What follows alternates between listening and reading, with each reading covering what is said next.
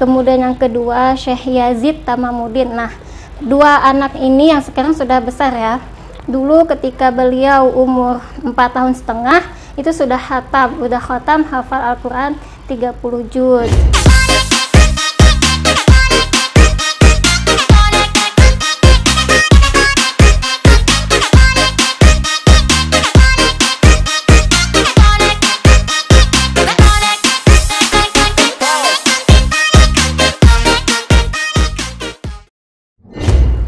Halo guys, bertemu lagi dengan aku, Artupeda, di channel Artupeda. Dalam kesempatan kali ini kita akan membahas tentang rumah tahfidz. Nah, di sini kita udah kedatangan dua orang bintang tamu. Dia adalah Ustazah Sri Rianti dan Ustadz Arif. Oke, Ustadz, gimana kabarnya Ustadz? Sehat? Alhamdulillah. Ustazah, gimana kabarnya Ustazah? Bi khair, alhamdulillah. Alhamdulillah. Oke Ustazah, sama Ustadz ini kebetulan ini Ustazah, kita mau membahas tentang metode yang diajarkan di rumah tahfidz yang ada di Sembilahan. Nah, kebetulan kan Ustadz dan Ustazah juga mendirikan sebuah yayasan yang memang bertemakan tentang penghafalan Al-Quran buat anak-anak di bawah umur atau masih balita. Gitu kan Ustazah? Jadi gini Ustadz, sebenarnya tujuan dibuatnya rumah tahfidz ini apa sih? Baik, bismillahirrahmanirrahim. Alhamdulillah wassalatu wassalamu ala Rasulillah. La haula wala quwwata illa billahil aliyil azim. Salah satu tujuan kami untuk membuka markas, ya kami namakan markas Hubbul Quran. Nah, ini berdasarkan hadis Nabi SAW, adibu auladakum ala salasati khisal, hubbi nabiyikum wa hubbi ali baitihi wa tilawatil Quran. Nah, yang artinya didiklah anak-anakmu dengan 3 hal ya. Ada salah satu khisal. Yang pertama, hubbi nabiyikum, cinta kepada nabi, kemudian wa hubbi ali baitihi, cinta kepada ahli bait, dan yang ketiga adalah tilawatil Quran. Nah, untuk membaca Al-Quran. Nah, jadi cinta kita, salah satu bentuk cinta kepada Allah dan Nabi-Nya, kita juga cinta kepada Al-Quran gitu. Jadi kita namakan Hubbul Quran, cinta Al-Quran. Nah, salah satu tujuannya tadi untuk menciptakan generasi Al-Quran yang cinta juga dengan Al-Quran, yang mana kalau sudah cinta, Masya Allah gitu kan, rasa sayang gitu untuk ditinggalkan. Iya. Jadi berarti tujuan pertamanya memang ingin membuat generasi Qurani gitu. Nah, sebagaimana pondok-pondok tahfidz atau rumah-rumah tahfidz biasanya kan mereka memiliki suatu metode. Nah, di pondok ini, bukan di pondok apa namanya? Markas. Di markas ini, oke. Di markas ini sebenarnya metode apa sih yang diajarkan? Sebenarnya metodenya ya umum sih, yaitu metode tahfidz. Tapi tahfidz ini tentu ada step-stepnya. Ya, nah, itulah namanya namanya metode tabarok. Nah, akan dijelaskan oleh Ustazah. Oke, sebenarnya metodenya itu mungkin masing-masing markas atau tempat tahfidz punya metode masing-masing ya. Ada metode tabarok, metode gerakan dengan isyarat kan, seperti kita yang pernah di Masjid Agung Al-Huda itu dengan gerakan dan isyarat. Kemudian kalau kami di sini menggunakan metode tabarok. Nah, metode tabarok ini yang dipelopori atau ditemukan oleh Syekh Kamil El-Labudi yang berasal dari Mesir. Nah, ini berdasarkan pengalaman beliau ya. Nah, beliau memiliki 3 anak seperti yang digambar ini ya. Yang pertama Syekh Tabarok itu, kemudian yang kedua Syekh Yazid Tamamuddin. Nah, 2 anak ini yang sekarang sudah besar ya. Dulu ketika beliau umur 4 tahun setengah itu sudah khatam hafal Al-Quran 30 juz di usia 4 tahun setengah dan dinobatkan sebagai hafidz termuda di dunia gitu kan, di dunia. Nah, kemudian menyusul juga adiknya Syekhah Zena itu hafal Al-Quran 30 juz di usia 5 tahun. Nah, dari pengalaman beliau yang bersama istri Dr. Rosha El-Goyer, nah itu dari pengalaman mendidik mereka bertiga ini kemudian dicatat bagaimana prosesnya ya. Step-stepnya, kemudian subuh ngapain, oh ini bagi berapa lama durasinya dan sebagainya, dan itulah yang akhirnya didakwahkan. Udah ada dakwah beliau buka markas di Jeddah, di Mesir juga, alhamdulillah sampai ke Indonesia ya. Nah gitu, dan di Indonesia sendiri sudah ada sekitar 200 rumah tahfiz yang menggunakan metode tabarok ini. Jadi udah ada 200-an ya Ustaz? Ya, sekitar itu. Mungkin lebih ya, karena mungkin sebagian belum tercatat seperti itu. Nah, metode tabarok ini aslinya nama tabarok itu, jadi mungkin nama anak pertama ya, tabarok. Nah, aslinya waktu istri Syekh, ibunya tabarok itu lagi hamil, beliau bernazar gitu kan, seperti Robi ini nazar tulaka mafi bapak nih gitu kan. Nah, nanti anak saya kalau lahir akan diabdikan ke Al-Quran. Nah, alhamdulillah lahir. Dan juga itu berdasarkan mimpi Syekh ya. Mimpi Syekh ketika itu sering beliau mimpi Tabarokas Murabbika Zil Jalali wal Ikram. Nah, itu berdasarkan namanya, nama tabarok itu. Sebenarnya kalau di sana katanya nama tabarok itu malah untuk perempuan gitu, tapi karena sudah istri beliau tadi sudah bernazar, ya udah tetaplah dinamakan dengan tabarok. Jadi hasil dari pengalaman beliau itu. Nah, metodenya sendiri sebenarnya metode tabarok ini gimana sih Ustaz? Kalau misalkan talqin ya? Jadi talqin itu sebenarnya apa sih talqin itu?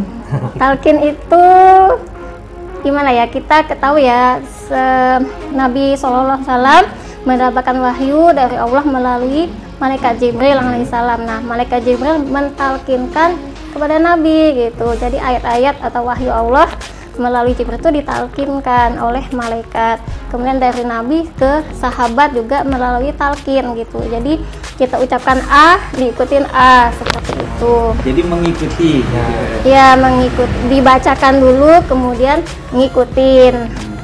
Berarti ini juga bisa dikatakan sebagai metode mendengar. Ya, Bisa. ya. Bisa untuk anak-anak, apalagi yang usia balita ya, dia belum bisa membaca, rata-rata belum bisa membaca. Jadi malah beliau mereka anak-anak itu lebih ke audio gitu. Nah, audio jadi mereka cepat nangkap melalui mendengar meskipun belum bisa membaca. Kita misalnya ya setelkan lagu-lagu kan, anak-anak cepat hafal gitu. Jadi alangkah baiknya kita terdengarkan murotal Al-Quran gitu, nanti secara nggak sadar dia hafal sendiri. Jadi mereka mengikuti gara-gara sering mendengar tadi. Ya, mendengar, karena baca Quran ini kan kita harus tahu bentuk mulut kita, keadaan lidah kita. Jadi bisa dengan face to face itu talqin, atau memperlihatkan video gerakan mulutnya. Jadi tidak hanya sekedar mendengar. Jadi berarti ketika mendengar ini pun udah ada visualnya. Ya, sudah ada Visual, audio visual kita pakai audio visual.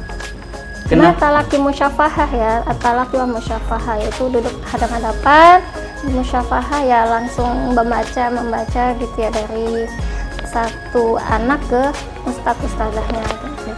Oh, jadi ini anak ini akan face to face dengan ustadz atau ustadzahnya? Ya. Iya, ketika setoran kita face to face langsung kita perbaiki bacaannya, mungkin ada yang lupa hafalannya kita bantu gitu. Ini ustadz sama ustadzah, kalau misalkan tadi menggunakan metode talqin, kenapa memilih metode ini gitu? Mungkin kan ada metode-metode lain yang mungkin ustadz sama ustadzah lebih tahu lah metode-metode yang lain. Tapi kenapa harus memilih metode tabarok? Saya kira semuanya pasti metode talqin.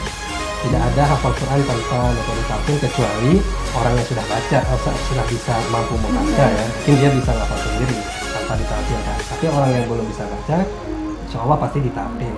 Jadi rata-rata tahfidz itu ya ditalqin, kecuali orang yang sudah bisa membaca. Dan kita kenapa mengambil balita ya? Karena mereka rata-rata kan belum bisa membaca. Walaupun kita memang ada memberi waktu pelajaran untuk membaca ada, tapi kalau untuk fokus tahfidznya kita tahfidz semuanya pasti insya Allah tahfidz. Tapi memang dikhususkan untuk balita aja. Gimana kalau misalkan anak-anak misalkan umur 7, 8, 10? Ya kalau anak-anak juga, kita kan namanya tahfidz anak dan balita. Jadi memang utamanya balita mulai usia 3 tahun. Nah, kemudian usia anak-anak mulai 1 SD sampai 6 SD. Nah, untuk yang remaja memang belum kita fokuskan. Tapi alhamdulillah sekarang ini ada 2 remaja yang ikut menghafal dan mengaji bersama kita, 1 putra 1 putri. Oh, jadi memang dikhususkan buat anak-anak sama balita gitu. Kenapa balita ya, seperti pengalaman Syekh tadi ya, mulai menghafal usia 3 tahun itu mereka ya masih belum berdosa gitu ya. Jadi cepat masuk, dan juga sebagaimana ya al-ilmu fi sigor wa naqsy yang lal hajar. Nah, jadi ilmu yang diajar waktu kecil itu bagaikan mengumpul di atas batu, jadi lama hilangnya gitu ya, mudah-mudahan melekat terus. Gini Ustazah, kalau misalkan dipikir-pikir kan tadi untuk anak-anak umur 3 tahun kan sampai kelas 6 SD nih, ya kan, Ustaz? Apakah mereka memiliki target, misalkan dalam 1 bulan kalian harus hafal berapa surat, atau memang ada targetnya tersendiri, atau ya udah ini bebas? Ini metode tabarok ini ada targetnya itu per level. Setiap level itu ada ketentuan harus berapa juz yang harus dihafal. Dan kebetulan di Indonesia ini alhamdulillah baru berjalan 3 level, ya, level 1, level 2, dan level 3. Nah, level selanjutnya belum diadakan pelatihan. Jadi per level mereka ini. Level. Kalau berbicara tentang levelnya ini, level 1 itu sebenarnya membahas dari ayat atau surat apa? Kalau Syekh ya di metode tabarok ini ada 7 level semuanya. Level 1 itu juz 30 ya, An-Naba sampai An-Nas. Kemudian juz 29 itu pada level 2. Juz 29 mulai surah Al-Muluk ya. Kemudian yang level 3 itu Al-Baqarah sama Ali Imran, jadi maju ke depan lagi gitu. Jadi mulai 30, 29, kemudian 1, 2 dan seterusnya sampai 7 level. Oh, jadi 1 level beliau 4 bulan. 4 bulan, 1 levelnya. Kalau beliau, tapi kalau kami biasanya ya setidaknya 1 semester gitu. 4 sampai 6 bulan selesai 1 level gitu. Berarti 1 levelnya untuk di markas ini kurang lebih 4 sampai 6 bulan, karena kita juga ada ujian kan, ada apa ya, wisudanya gitu seperti itu. Makanya semuanya insya Allah seperti 1 semester. Model ujiannya ini nanti bagaimana Ustaz? Apakah setelah 6 bulan itu mereka misalkan di level 1 mereka harus menghafalkan kan juz 30. Ketika mereka masuk ke level 2, apakah juz 30 diulang lagi atau Iya, diulang lagi. Diulang lagi. Tetap ada murojaah. Tetap ada ujian. Karena menghafal Quran ini kan intinya di murojaah ya. Oh, jadi menghafal Quran itu dari murojaah, Ustaz? Harus di murojaah terus, harus diulang-ulang terus. Murojaah kerja sepanjang hayat itu ya. tidak boleh berhenti untuk menghafal.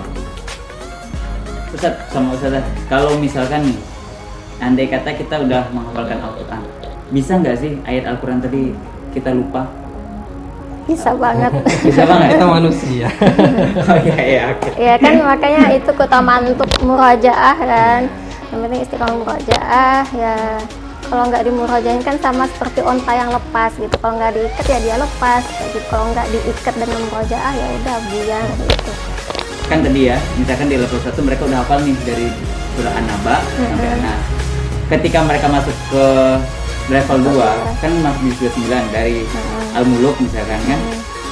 Nah, ketika dia itu dalam proses ini frekuensi mereka menghafal di Al-Muluk, apakah murojaah untuk di level 1 tadi tiap hari juga? Misalkan dia hafalkan surah Al-Muluk nih, tapi mereka juga harus menghafalkan lagi An-Naba murojaahnya. Atau gimana? Ya, murojaah disambi dalam KBM-nya bisa, ataupun nanti ketika mau ada kita namanya murojaah kubro ya, murojaah yang dalam target yang besar, nah itu diulang-ulang. Atau kalau misalnya dia di rumah ya bisa dibantu sama bapak ibunya ya dengerin speakernya, disetel, tetap disetel surah An-Naba dan juz 30 dan juz 29 kayak gitu. Oh, berarti setiap anak ini akan mendapatkan audio nih? Tidak. Jadi untuk murojaah itu kan setiap kita menghafal yang baru, nah itu sebelum mulai menghafal yang baru itu di awal disetel juga yang kemarin, pelajaran kemarin. Nah itu murojaah terus, setiap hari itu ada. Nah untuk audio itu kami serahkan, kalau di rumah kami serahkan ke orang tua masing-masing.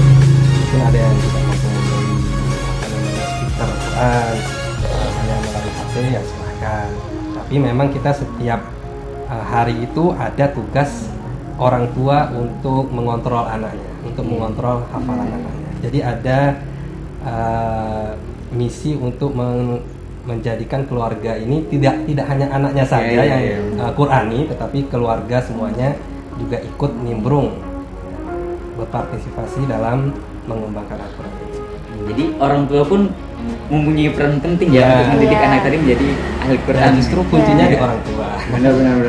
Ya, kuncinya di orang tua, di keluarganya, kita hanya membantu gitu.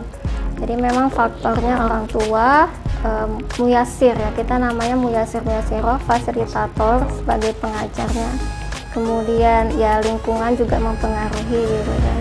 Tapi utamanya di rumahnya orang tuanya. Arahan buat orang tua mereka itu gimana? Misalkan buat orang tua pagi mereka harus ngajarin ke anaknya dari jam berapa ke jam berapa. Tidak sedetail itu ya. Tidak sedetail itu. Kalau Syekh ini di halaman terakhir itu ada ya, itu bagaimana kegiatannya beliau. Nah pagi itu sebelum beliau berdua ya, Syekh ini suami istri apoteker.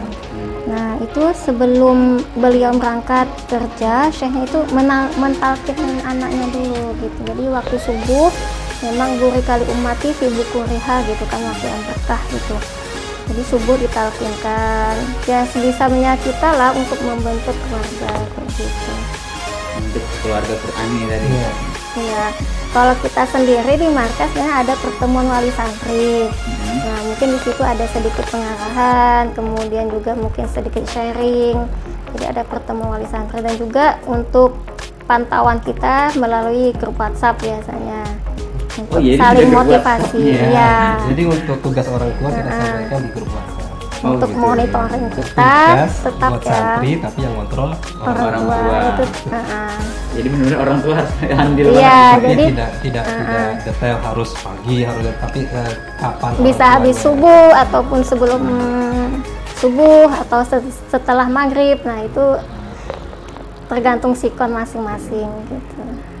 Nah, Ustadz sama Ustadzah, apa sih pesan dari Ustadz sama Ustadzah? Untuk ikhwan wa akhwat fillah sekalian, mengutip perkataan Syekh Mutawalli Asy-Sya'rawi ya, kullul asya tazbulu, kullul asya in taraktaha tazbulu ya, illal Quran. Jadi segala sesuatu atau setiap sesuatunya itu akan layu jika kamu tinggalkan.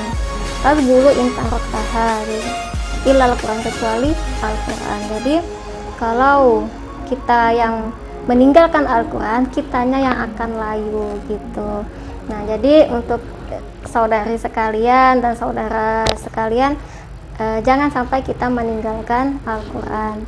Nanti kita akan layu sendiri, tidak mempunyai pegangan hidup gitu ya. Jadi terasa gitu ya, kalau misalnya kita lama tidak membaca Al-Quran tuh sepertinya gimana ya, kayak gelisah gimana gitu. Nah kemudian juga untuk dari moto Tabarok sendiri ya, ada la tatibul hayah illa bi kitabillah gitu.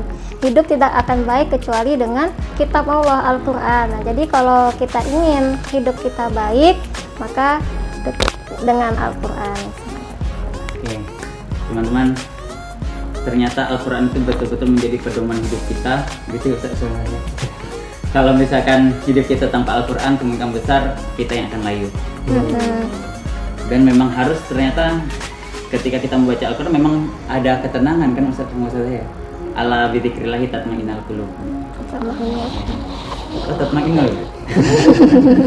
Ala bidzikrillahi tatma'innul qulub. Ya, mungkin itu dulu teman-teman. Video kali ini udah sharing bersama Ustadz dan Ustazah.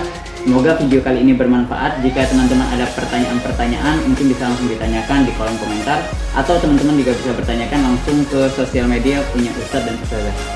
Ada? Oke, nanti kita akan tulis di deskripsi dan juga ada di link Like and share ya. Like and share. Semoga video ini bermanfaat. Oke, satu kata ya juga kita harus kuncinya istiqomah gitu ya. Iya, Ya, benar. istiqomah. Di annal istiqomah maka khairun min alfi karomah. Karena istiqomah lebih baik daripada karomah gitu ya. Jadi memang semua metode itu baik, tapi lebih baik lagi jika kita istiqomah. Gitu. Metode terus berkembang, jadi nggak mesti metode satu atau yang lainnya, tapi masih banyak kemungkinan tahun-tahun depan ada metode lain terus berkembang. Yang penting istiqomah seperti itu. Yang tadi kulul asya tazbulu in taraktaha illal Quran gitu kan. Wa in taraktahu tazbulu anta gitu. Jika kamu bilang tazbulu anta, kamu yang akan layu. Oke teman-teman, intinya kita harus tetap istiqomah dengan ayat Al-Quran, dengan kitabullah, karena Al-Quran adalah pedoman kita. Terima kasih atas kesempatannya Ustadz, Ustazah. Terima kasih juga teman-teman sudah mau menonton channel ini. Semoga bermanfaat. I am Artepeda, see you next time and bye-bye.